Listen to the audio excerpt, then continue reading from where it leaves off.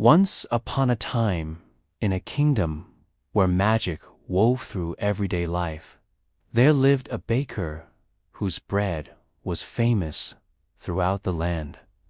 People would come from faraway villages just to taste his sourdough, which was said to have a magical quality that brought a smile to your face and warmth to your heart.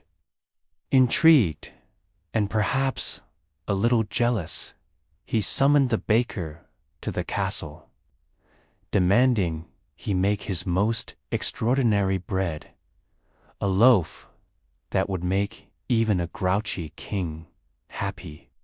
The baker, unfazed by the king's bad temper, accepted the challenge. He thought about his life, the joys and heartaches, the triumphs and defeats, the love and laughter that filled his days. As his words echoed through the trees, the forest around him transformed. Thorns and brambles melted into winding paths. Frowning trees became friendly giants, and snarling wolves turned into playful pups. The baker smiled. As they emerged from the trees, the lost prince spotted his castle in the distance. As they stepped into the trees, the forest unfolded before them, vibrant, alive, and full of magic. Friendly creatures peeked from behind trunks, flowers bloomed in bursts of color, and a gentle stream sparkled in the sunlight. Sparked imaginations and reminded everyone that the greatest magic often lies in the stories we tell and the beliefs we hold dear. The baker waved his staff, and each flourish painted a new scene. Enchanted mushrooms glowed with bioluminescence. Butterflies with wings of stained glass fluttered overhead, and tree roots formed bridges over the sparkling stream. By the time they reached the center of the woods, the king and queen were in awe. The forest was a testament to the power of kindness, courage, and belief, mirroring the transformations they had witnessed in themselves. Relief washed over him, but before he could rush towards it, the baker stopped him with a gentle hand. "Remember why you're here, little prince," he said softly. "Not just to return home, but to understand what truly matters." The prince hesitated, then nodded slowly. Together, the baker and the prince walked up to the castle gates, side by side, two unlikely heroes who had faced darkness and found light. The sight of the prince returning safely caused cheers to erupt from within the castle. The grateful king ran to embrace his son, while the queen showered the baker with thanks and praise. The baker, however, noticed that neither the king nor the queen paid any attention to the beautiful, now peaceful forest behind them. He decided it was time for them to hear another story. His staff responded to his belief, to the hope and determination in his heart. Suddenly, he stopped. A memory flickered in his mind, a story that had been buried for years. They weren't just in a magical forest. They were witnessing the magic within themselves and their son. A magic that had been dormant, waiting for the right story to awaken it. The baker, his purpose renewed, continued to weave tales into reality, ensuring that the forest remained a place of wonder and growth. The king and queen, inspired by the baker's passion and the beauty they had seen, vowed to share the magic with their people, turning the kingdom into a place where stories thrived and hearts were full. He remembered a young prince who had been lost in the whispering woods. No one in the kingdom had believed the baker, who was just a child at the time when he insisted he'd seen a kind, gentle prince, lost and afraid. The adults had dismissed his story, thinking it a product of his wild imagination. But the memory of the prince's frightened eyes had stayed with him, and he had never forgotten the desperate plea, "Help me find my way home." The baker continued his journey, the staff growing brighter with every step. The weaver was right. This was his story, a story of courage, kindness, and hope. He spent the night kneading dough, infusing it with laughter and love, and by sunrise he had baked a golden-hued loaf that smelled like sunshine and secrets. The path ahead was blocked by a roaring river, too wide and fast to cross. Just when he thought all hope was lost, he heard a familiar voice. "Don't worry, I'll help you." Startled, the prince turned to see the baker standing on the bank, a reassuring smile on his face. "Come," said the baker, holding out his hand. "We're going home." With the baker's help, the prince clambered onto his back, and together they raced through the forest, guided by the light of the stars and the baker's unwavering determination.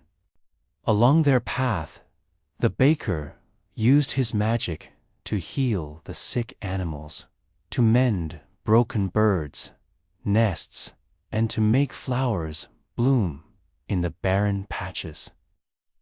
Everywhere he went, stories unfolded, transforming the dark and dangerous woods into a place of healing, kindness, and second chances. When the king took his first bite, a smile, the first in many years, touched his lips. But instead of enjoying his victory, the baker noticed something odd. As the king ate, the room around them began to shimmer. The stone walls turned to wheat fields, the stone hearth to a babbling brook. The king, oblivious, finished the last bite, and then everything vanished. The baker found himself in a strange forest, and soon the king stumbled out of the wheat field, looking more confused than a hungry troll in a vegetable patch. But the baker wasn't just a skilled baker.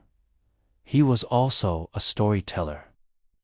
Smoke curled from its chimney, and flowers spilled from window boxes. It looked like a place where fairy tales were born. As they approached, the door opened, and a woman with hair like spun moonlight and eyes like starlight stepped out. "I've been expecting you," she said, her voice like wind chimes. The baker and the king exchanged bewildered glances, and then the woman gestured for them to follow. She led them inside the cottage, which was filled with books, telescopes, and devices that twinkled with an otherworldly glow. "This is a place between places, a pause between stories," she explained. "And I am the weaver, keeper of beginnings and ends." The baker and the king sat down, and the weaver poured them cups of tea that tasted like adventure. "You have stumbled upon a rare magic, the power to shape not just bread, but moments, emotions, and memories," she said, turning to the king. "You, O grumpy king, have the gift of perspective. With every bite of that bread, you relive a moment from your past, reliving your joys, sorrows, and dreams." The king's face softened. "But why me?" he asked. The weaver smiled mysteriously. "Because sometimes we need a little magic to remember what it's like to be human." She turned to the baker. "And you," she said, "you have woven magic into your craft, bringing stories to life. But now it's time for you to step into a new tale, a tale where you are the hero." The weaver handed the baker a staff that glowed with warmth and light. "With this staff, you can bring any story to life, any story you believe in." The baker felt a thrill course through him, but then his face fell. "But I don't have any grand adventures to tell," he said. "I'm just a simple baker." The weaver shook her head. "You are more than you think, baker. Look inside yourself and find the story that burns brightest there." Every loaf he sold came with a tale that made customers laugh, cry, and dream. He spun yarns of mischievous fairies, brave knights, and enchanted forests. And the more stories he told, the better his bread seemed to become. One day, a grumpy king got wind of this baker and his enchanting loaves. Together, the baker and the king ventured deeper into the wood until they came across a tiny cottage nestled between trees. The baker pondered her words as he walked back to his village, the staff warming his hand. When he reached the edge of the forest, he raised his staff towards the sky and shouted, "Let the story of the lost prince begin." Meanwhile, deep in the woods, the lost prince stumbled through the undergrowth, tears streaming down his face. At last, the sky began to lighten and the distant sound of birdsong reached their ears. Later that day, with the king and queen by his side, the baker led them back to the edge of the whispering woods. As the sun filtered through the leaves, the king and queen understood.